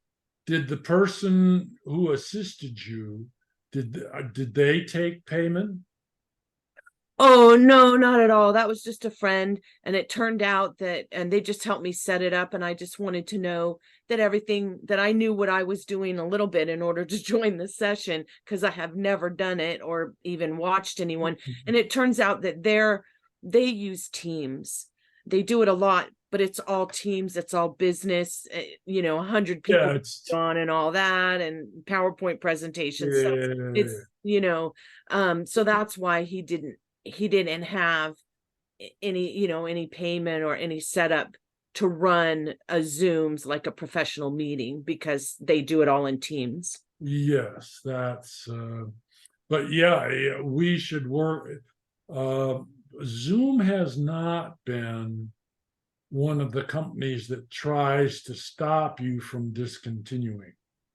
Sometimes the Okay. firms will trick you, Mm-hmm. make it extremely difficult to end the chart. Yes. Zoom is not that type One of of those. company. Okay. So it's probably under your account somewhere where you can Okay. they'll charge you that first month, but Mhm. then it will be discontinued. So if you Sure. can't discontinue it, please let me know. Okay. All right. I'll work on that. I'll probably have to deal with their AI chatbot first, huh? Well, yeah. We have on this a new chat companion that I don't fully understand in Zoom, but I'll look at that. Mhm. That's probably different than what I have. Well, now that I've paid, I probably have access to that too, but they might be an add-on charge that we're not. oh yeah. They love that button. Oh yes. Oh yes. Anything else, Diana? No, that was great. It was so informative. It just was really hard for me to ask any questions. It's so much to take in, and but I've learned a lot, just knowing the different types of things that are out there. I've heard that people generate pictures. I know people can generate papers and legal briefs and all this stuff, but I didn't really know where it all came from and how that all lined up in the scheme of things. And so I have a much better understanding of that. And then hopefully we'll understand better too how to do a little research, because you say some are better than others. There's a whole bunch of them out there, and in 30 days there'll probably be a whole bunch more. I think people are really putting it out there, so it'd be great to understand how to research what we're actually trying to look for, and who or what kind of company we're engaging with. So yes, yeah. We're going to try to stick with reputable items. Yes. Right. So right. Yes, and that is really the Google Bard. Claude does a good job, and Bing. Mhm. So you're just talking Google, Microsoft, and Amazon. In effect, Mhm. yeah. So you go to bing.com, and then there's the Bing ribbon. Mhm. You click on the Bing ribbon, and that takes you to Bing. Right. And then you type Bard, B-A-R-D, bard.google.com. Mhm. That takes you to the Bard. That takes you to the Google AI. Mhm. Mhm. How about Dream? What is that part of? Dream Studio. Yeah. That is part of Stability AI. The original company, the original image generator was written at a university in Munich, Ludwig something University in Munich, Germany. Mhm. And it was at a university, and they released the code free. Mhm. It's complex to get it running, but it's free. Mhm. And then they said, we can make money off this. So they developed the product further, Mhm. and now have a company in London called Stability.ai. Mhm. And they have released Dream Studio, and now they've released Audio Studio. Mhm. That's right. That generate audio, rhythms and beats Mhm. and melodies. Mhm. It generates. similar to pictures. Now, But I've how got, did you, how did you well- find out that, I mean, how did you determine that they were a reputable company? Or maybe you can save that for next time. I know you've been on for a how while. did I determine that they're reputable? Because that's what we Uh, all need to do in the end of all this. Ultimately. We need that You skill. do need that, yes, that is important. I tend to stick with brand names. Mhm. And I learned that the open source, the free version of image generation Mhm. was called Stable Diffusion, is the Mhm. name of that original software, Stable Diffusion. Right. And so I looked that up in Google, Mhm. and then I saw that Stable Diffusion was written in Munich, and these people that wrote the code are now in this corporation. That was established in the UK. That's English speaking capitalism Yeah. is more friendly to the corporations than Yeah. German or French Right. or Dutch corporations are not corporation friendly. Right. Where America, United States, UK are corporation friendly. Right. Right. And I've been reading Stability AI is having some issues Oh. financially. Oh. They're valued at $1 billion now, and people have invested 150 million. And now the investors are demanding products. Mhm. And Dream Studio is one product. They want a path to profitability. Yes, Yes. all of them do. How are they gonna make money? Right. And we're gonna present how they're gonna do that. Right. How they're gonna make money. Well, Microsoft didn't invest 13 billion, and Amazon didn't buy, I forget the name of the one they bought. Anthropic. That stuff's not happening because they do not have, they obviously don't lack that vision of being able to figure it out. They've got something, their mind is set on. Microsoft and Amazon just wouldn't do that. I think. No, they turn the teaching software, the software where it takes information and it teaches an AI. GPT is generative pre-trained transformer. Okay. The training is the most expensive part, and it's very complex, the software. So Amazon is learning how to train artificial intelligence. Mhm. And what is Amazon going to do with that artificial intelligence? They're going to take all of their sales on Amazon.com. They're going to feed the dynamics of their sales into the AI and then ask the AI, how can I get people to buy more? Mhm. And then they'll share that information for a price with their merchants. You should go. Let's give this information to Amazon. Diana has the solution. Well, Diana uses Amazon a lot. All that it's being used already on Yeah. No, I can tell by what they push, what they've pushed to me. I used to buy books, 10 years ago or earlier, when that's what they had were books. I bought books from them. And now, they know what kind of dish soap I want. Or maybe I'll try.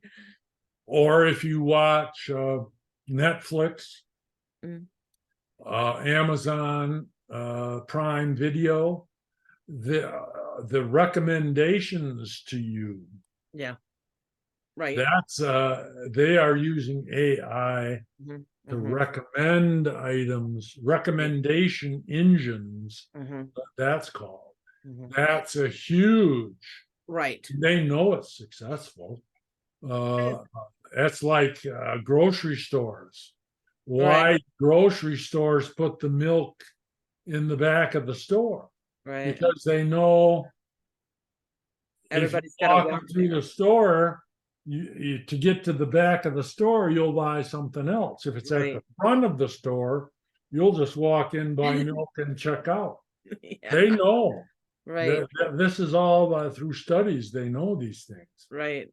Uh, It'll be great to get into that, some of that. And, those recommendations, and I'd like to know how the algorithms and the AI come together in rather than, behind the scenes, because I recognized years ago that when Donald Trump announced he was going to run for president, and I laughed. We all laughed. We see him as the apprentice, and it's like, yeah, right. So then I happened to get on their computer, and oh no, I got on my own computer. And because when people tell me things, I ask, what source is that? Where was that from? Where was that Are from? you a reporter? That's what reporters do. No, What no, source I'm is it? educated, and I've been involved with computers for a long time. I was in a graduate program at LSU. They had me working for my graduate assistantship. They put me in the computer lab, and I'm like, really? I'm an art student? And they gave me the computer lab. And so, just things like that always gave me a little bit of an edge on keeping up with things that were going on. And they have quite a computer lab at LSU. They actually do work for the government, for the Geological Survey or something like that. They get tons Yeah, of money. there. They do all the underwater surveying and mapping and all that for the oil and gas industry, and I don't know what else. But so that's They're the lab. using AI. Yeah. They're So using it.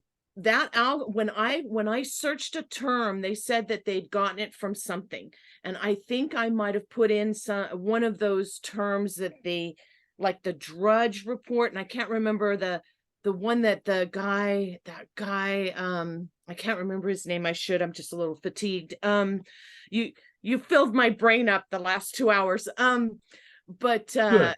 so anyway, I put in one of those terms because that's where they told me they had gotten the information. So I put in that term and I looked it up, and I don't know if I was on Facebook or what. It's not something I use a lot or what happened, but all of a sudden I started getting pushed all these things that I had never in my life been interested in. Brad Parscale. It was the guy that did it for Trump. Brad Parscale. Uh-huh. Is he was able to differentiate populations down to suburbs of Milwaukee, Wisconsin, that he was targeting people Right. in the suburbs of Milwaukee Right. in order for to sway their perception of Donald Trump and thereby vote for him. Right. And he did that in Michigan, Wisconsin, Mhm. and what was the other one that went his way? I remember those two. My Oh. friend was telling me, who's a programmer, was telling me about that. And I'm like, no way. It's not just one or two precincts. He said, oh, yes, it is. Oh, yes, yes, it is. And it was. It is, and it still is, and it's ongoing. Right. I don't think you can avoid it. And back to the algorithm is many of the really knowledgeable people don't know how these AIs are doing it. Mm-hmm. The assumption is that the computing ability has expanded so dramatically. The memory capacity has expanded so dramatically since 2015 that it has expanded to I call it quantum level of thinking. It's gone from Cartesian computing to quantum computing, and they don't know how all of the interconnections are occurring. They're occurring at the speed of this was one of the things I looked up, is how fast does electricity flow? It flows at 90% of the speed of light. So these AIs are working at the speed of electricity. And as companies like NVIDIA down in Santa Clara, California, that are putting computer systems together that can go through 1 billion pieces of information in a millisecond, right, to construct a response to your query.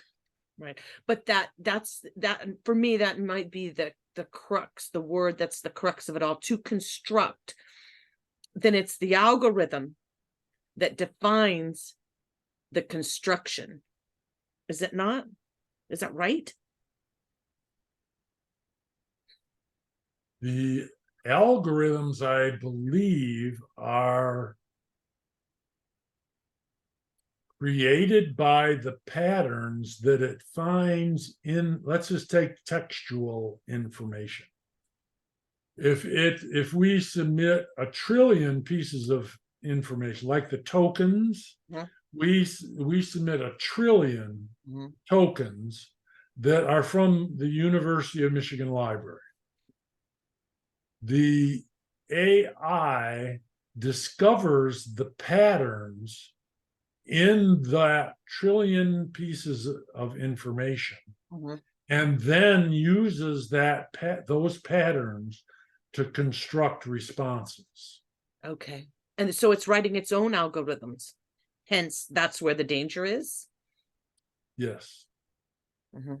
I think that's my current operating scheme. Yeah. And I'm not even really sure our algorithms really involved, but in my mind, based on what I've heard from the stuff that's occurred in the last 4 or 5 years, you probably have to go.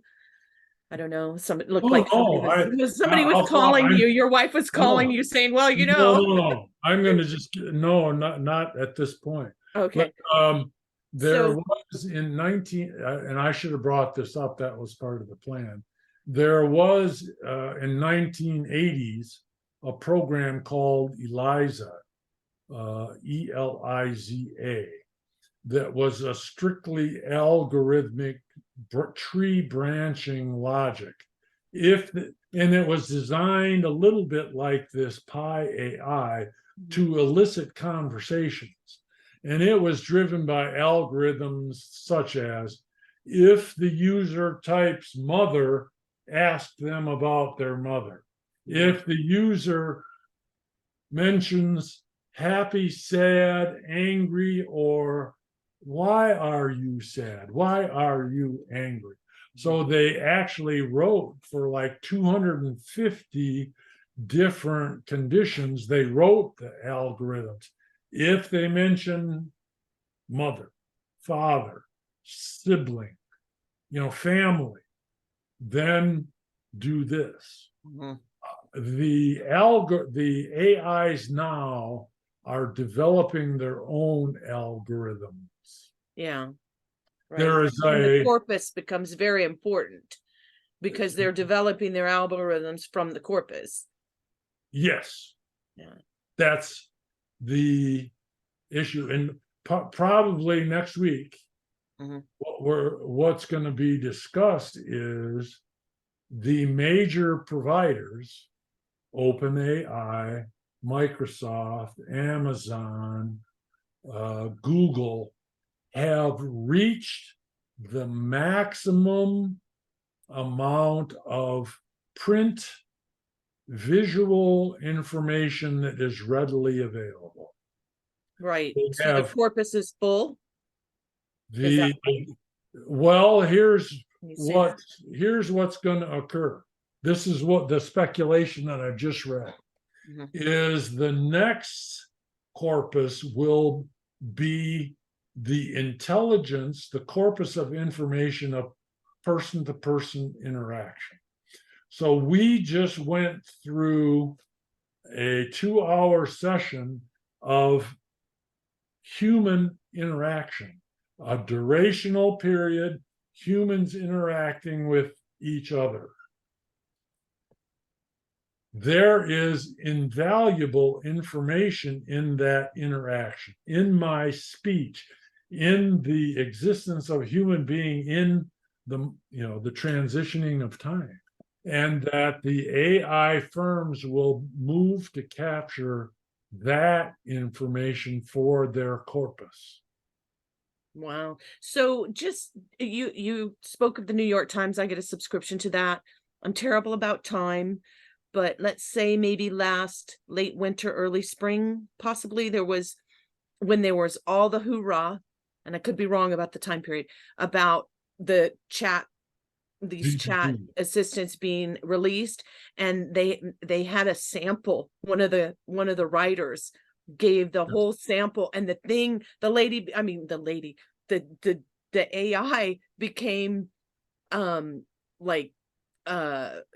fixated on the man, and they wrote all this up. I read it in the Times on the man, and I think she wanted him to leave his wife, and I'm the one you love and you want me. Do you remember that article? Yes, I thought you were going to go to the one about they did various as it trains. They used Shakespeare and they trained on all of Shakespeare. What happens when you only give it one Shakespeare play? What happens then when you add the sonnets? How does it respond? Mhm. So it showed the development of the responses. But yes, That was super creepy. What happened? Was that interactions that they had gotten off the web? I mean, that was what I thought. Gosh, they must have loaded information that was interactions. I mean, where did they get this stuff? They put controls on all of these AIs. That is what you've talked about is a big worry, is the unchecked AIs Mhm. can do that. They will go off on some tangent, whereas the programmers are saying, no, you don't go into this arena. And they define the exclusions rather than the inclusion. I believe that's an English way of thinking. Everything is legal except what's prohibited. Capital So versus communist? I don't know. Well, and Control versus capital freedom. what is I encountered this Napoleonic Code. Oh yes, Louisiana. Which goes back to the Justinian Roman Okay. law. Uh-huh. It's law in France and Germany and Italy. You can only do what is permitted. Okay. If it's not codified, you're not supposed to do it. You can't assume you can do it. Like here, we assume we can do it if it hasn't been made illegal. With drugs, they have drugs, new drugs. If you make a new drug, you can sell it until somebody tells you it's illegal, right? Well, there's constraints on that. Well, I was mainly thinking you're about thinking ecstasy. Law behavior is the issue. I know people were selling ecstasy and these psychological therapy in drugs. the beginning, yes. And they're like, well, they weren't listed. They weren't in a code that they were illegal, so I could sell it. That's English common law. That's the English common law. Okay. English speaking world. That's how law is set up Okay. versus France, Italy, Spain, which Okay. is the Napoleonic code, Okay. Okay. which is prohibitive. So Okay. I believe, that what the AIs do is everything's possible except these things that I prohibit. Yeah. And so the image generation stuff, the pornography or mutilation or bondage, S&M type stuff, that's why you have to register. That's why they know your customer, is so that one, they can kick you out if you're doing this, if they catch you getting past the roadblocks. And it's who's doing it, where, who do we need to turn over to the FBI? If somebody's asking, how do I set up a terrorist cell in Atlanta, Georgia, how can the company then tell the FBI? Right. Right. I mean, that's off the wall type stuff. Sure. But I mean, There it's being done, it is being there's a done. lot. Yeah. That's the problem. The issue is it takes a significant amount of hardware and coding expertise to do it. I'm trying to figure out how to do it, and I'm stymied on. I want to train a large language model, something that can speak on specific topics. I want to figure out how to train it and specialize it, fine tune it, it's called. Fine tune an AI. It's not simple. It's so the terrorists have people that do it. And they have states that will sponsor them. The North Koreans, seem to be the one training a population to do this stuff. Oh, okay. And the Russians, of course, and the Persians, the Iranians are doing it. Yeah. But the hardware is. Are you talking about like the chip too? When you say hardware, do you mean the NVIDIA chip that we don't want to sell to people? Oh yes. Yeah. It's the NVIDIA systems. I have down here an old a Dell computer that I have a NVIDIA video card in it. Yep, I have one. Yep. And it has eight cores, I believe it has. Right. And the new releases from NVIDIA Corporation have 15,000. Are we talking graphic cards that they use to play games? Or are you talking about the ones that are controlled? The cores, it's a processor. The one processor, right? It has. But that's not in is that the one that's in computers or the one that they're standalone. They're these big warehouses that what do they call them?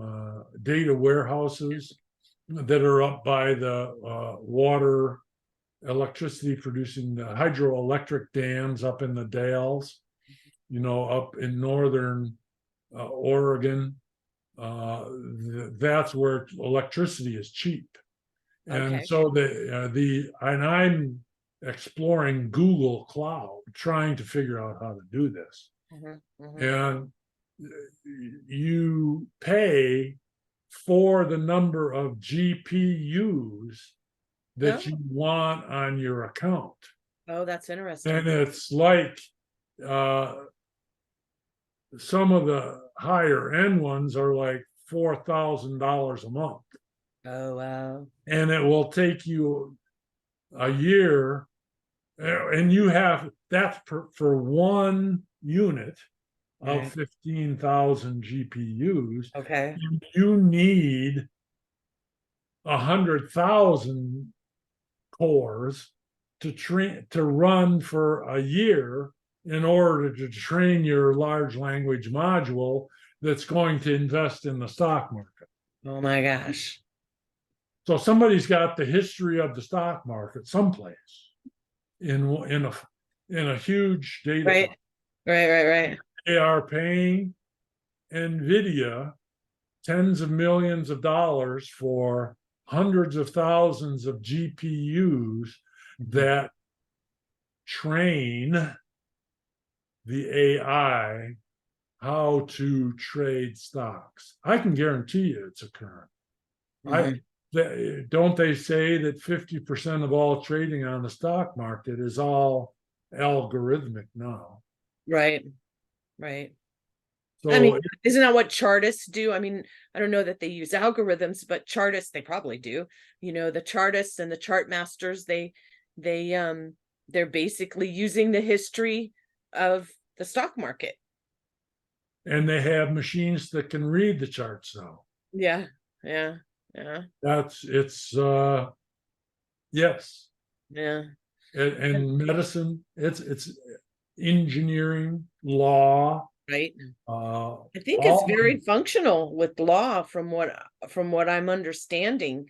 You know, they have a lot of mistakes and other things and some flaws, and there's you flaws. find them, but the law one, they seem to do a pretty darn good job, I guess, because In all of them, you got to check your work. That was my task, that I was going too fast. I wanted to see if Pi could tell a joke about checking your work. I'll go do that right now.